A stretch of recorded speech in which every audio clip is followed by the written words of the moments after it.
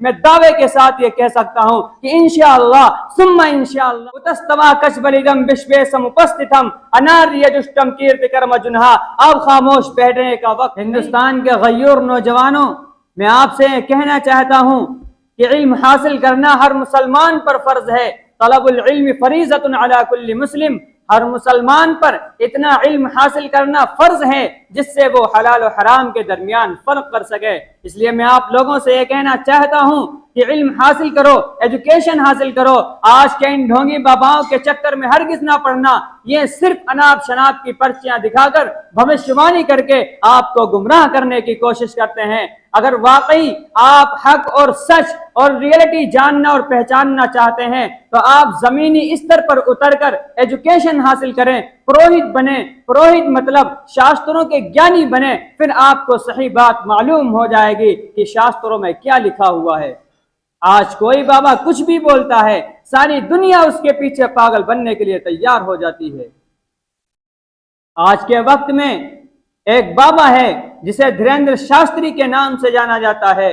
वो लोगों की भविष्यवाणी करता है और कहता है कि कल आपके साथ ये हादसा होने वाला है, आपकी जिंदगी में ये होने वाला है, आपकी लाइफ में ये बुरा और ये अच्छा होने वाला है। बाबा धीरेन्द्र शास्त्री जी, मैं तुमसे ये पूछना चाहता हूँ, मैं तुमसे सवाल है, अगर आप इतनी ही भविष्यवाणी करना जानते हैं, अगर आपको भविष्यवाणी करने का इतना ही ज्यादा एक्सपीरियंस है तो मेरे सवाल का जवाब दीजिए। अगर आप भविष्यवाणी करते हैं तो आपने क्यों नहीं बताया था कि उड़ीसा के अंदर ट्रेन हादसा होने वाला है? आपने क्यों नहीं बताया था खड़गपुर डिवीजन को फोन करके कि सर एक ट्रेन हादसा होने वाला है जिसके अंदर दो ट्रेन आपस में टक्कर मारेंगी, एक ट्रेन मालगाड़ी पर चढ़ जाएगी और दूसरी ट्रेन का डिब्बा उसमें टक्कर मारेगा। कोई ऐसा इंतजाम कीजिए, कोई ऐसा सिस्टम बनाइए जिससे हादसा होने से रुक जाए। क्यों नहीं बताया था? कहां सो रहे थे? जब एक इंटरव्यू में धीरेन्द्र शास्त्री जी से यह सवाल किया जाता है कि आप तो भविष्यवाणी करते हैं, आपको तो 2 दिन पहले ही पता चल जाना चाहिए था, फिर आपने क्यों नहीं बताया? तो उस जवाब में कहते हैं, जनाब नहीं, मुझे पहले से ये मालूम था कि हादसा होने वाला है, लेकिन मैं रोक नहीं पाया। जैसे महाभारत में कृष्ण जी अर्जुन को, कौरव और पांडवों को नहीं रोक पाए थे, ऐसे ही हम भी नहीं रोक पाए। अरे दुनिया को बेवकूफ बनाने वाले धीरेन्द्र शास्त्री जी, आप तो बड़े ही अक्लमंद निकले। पूरी मेहनत की थी कृष्ण जी ने समझाने की और जंग को रोकने की, पहले ही समझाने की कोशिश की थी।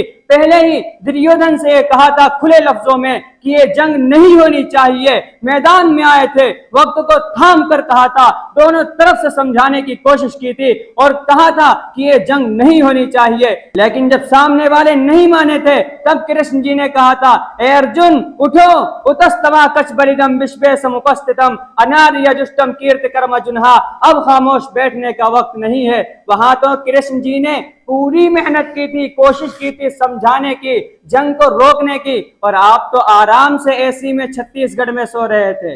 ये फर्क है। अब आप देखिए, खुद आप देखिए ये क्या है। ये सिर्फ और सिर्फ जहालत है। इसलिए मैं हमेशा से यही बात कहता हूं कि जहालत इतनी खतरनाक चीज है। जब इंसान इल्म से नावाकिफ होता है, जब इंसान के पास नॉलेज नहीं होता है, फिर वो ऐसे ही ढोंगियों के चक्कर में पड़कर गुमराह हो जाता है। अगर आपको हकीकतन, अगर आपको वाकई रियलिटी जानना है, हकीकत जानना है, सच्चाई जानना है, तो आप एजुकेशन हासिल करें, प्योर एजुकेशन हासिल करें, हायर स्टडीज हासिल करें और अपने बच्चों को एजुकेशन हासिल करवाएं, हायर एजुकेशन दें, अच्छी तालीम दें, आला तालीम दें। और बुनियादी चीज मैं इस स्टेज से कहना चाहूंगा कि अपने बच्चों को बुनियादी तालीम, कुरान और हदीस की तालीम दीजिए। रसूलुल्लाह सल्लल्लाहु अलैहि वसल्लम के बताए हुए तरीके के मुताबिक खुद को भी और अपने बच्चों को भी ढालने की कोशिश कीजिए। मैं दावे के साथ ये कह सकता हूं कि इंशाअल्लाह सुम्मा इंशाअल्लाह आपके बच्चे कभी भी गुमराह नहीं हो सकते हैं।